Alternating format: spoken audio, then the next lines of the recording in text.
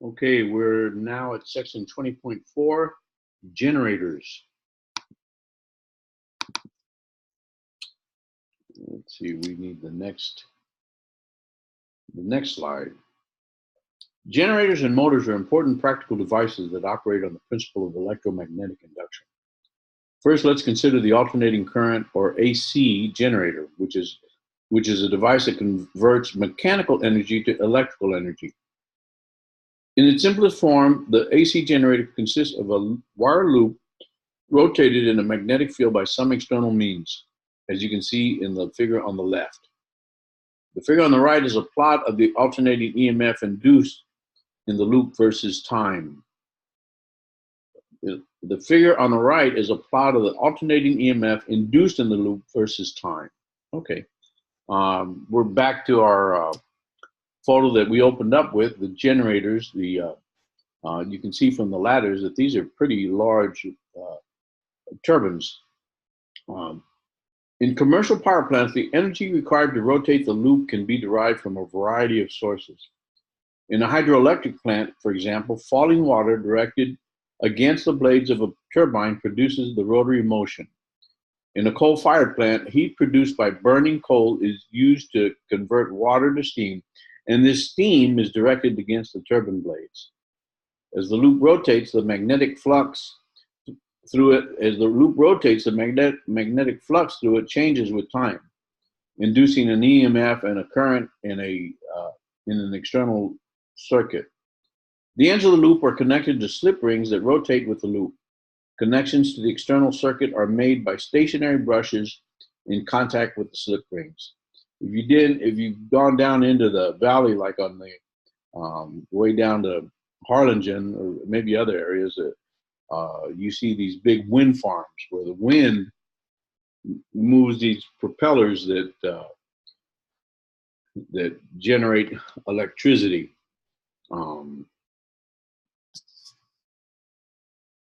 Okay. Let's derive an expression for the EMF generated in the rotating loop by making use of the equation for motional EMF given here. The top figure shows a loop of wire rotating clockwise in a uniform magnetic field directed to the right. The magnetic force QVB on the charges in wires A, B, and CD is not along the lengths of the wires. The force on the electrons in these wires is perpendicular to the wires. That means an EMF is generated only in wires BC and AD. At any instant, wire BC has a velocity V at an angle theta with the magnetic field, as you can see in the bottom figure. Notice that the component of velocity parallel to the field has no effect on the charges in the wire, whereas the component of velocity perpendicular to the field produces a magnetic force on the charges that moves electrons from C to B.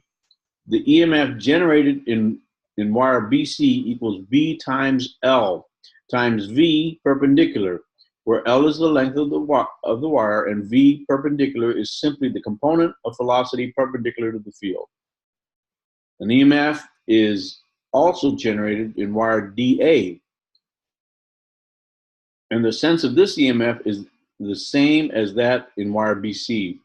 Because the perpendicular velocity is the velocity times sine theta, the total induced EMF is given by this equation. E equals 2BLV perpendicular, or that's 2BLV sine theta. Let's assume the loop rotates with a constant angular speed omega. So we have the relation here. V equals R omega equals A over 2 times omega. The A is the, I don't see the A in the, oh, I see it. The A over 2 is just one of the, it's just half of the loop. You can see it in the upper left-hand corner. We can rewrite our equation as shown. E equals 2BL 8 over 2 omega sine theta t. And so that reduces to BLA omega sine theta. If the coil has n turns and the area of the loop is L times A, we get this relationship. E equals N, where the number of turns, N, B, A, omega sine omega T. Okay. The EMF varies sinusoidally with time. Note that the maximum EMF, Emax, note that the maximum EMF has the value which occurs when omega T equals 90 or 270 degrees. In other words, the maximum EMF occurs when the plane of the loop is parallel to the magnetic field. Parallel. The normal is perpendicular. The plane of the loop is parallel to the magnetic field. Also notice that the EMF is 0 when omega T equals 0 or 180 degrees, which happens whenever the magnetic field is perpendicular to the plane of the loop. In the United States and Canada, the frequency of rotation for commercial generators is 60 hertz, whereas in some European countries, 50 hertz is used. All right. The figure shows a direct current generator.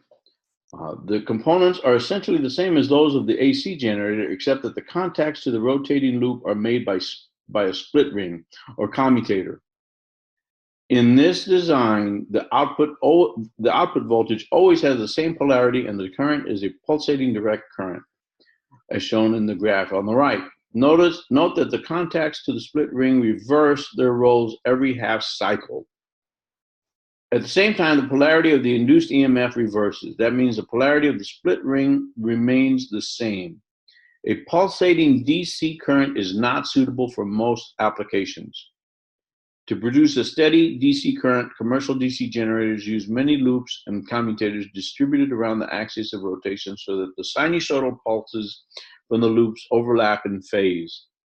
When these pulses are superimposed, the DC output is almost free of fluctuations. Okay, one last slide in this section. Motors are devices that convert electrical energy to mechanical energy. Essentially, a motor is a generator run in reverse. Instead of a current being generated by a rotating loop, a current is supplied to the loop by a source of EMF, and the magnetic torque on the current carrying loop causes it to rotate. As you can imagine, a motor can perform useful mechanical work when a shaft connected to its rotating coil is attached to some external device. As the coil in the motor rotates, the changing magnetic flux through it induces an EMF that acts to reduce the current in the coil. If it increased the current, Lenz's law would be violated. The phrase back EMF is used for an EMF that tends to reduce the applied current. The back EMF increases in magnitude as the rotational speed of the coil increases. The figure shows an equivalent circuit for what we are describing here. Let's assume the external power source supplying current in the coil of the motor has a voltage of 120 volts. The coil has a resistance of 10 ohms, and the back EMF induced in the coil at this instant is 70 volts. The voltage applied to the supply current equals the difference between the applied voltage and the back EMF, or 50 volts in this case. The current is always reduced by the back EMF. When a motor is turned on, there is no back EMF initially, and the current is very large because it's limited only by the resistance of the coil. As the coil begins to rotate, the induced back EMF opposes the applied voltage, and the current in the coil is reduced. If the mechanical load increases, the motor slows down, which decreases the back EMF.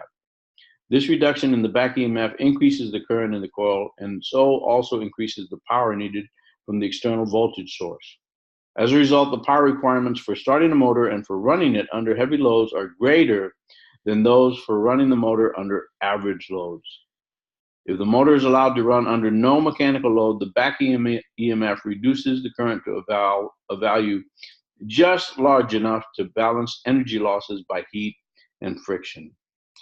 Okay, this ends our section on generators. The next section we will discuss is section 20.5, self-inductance. I will probably add a Walter Fent animation of a generator. It uses a little hand crank to generate the power. All right.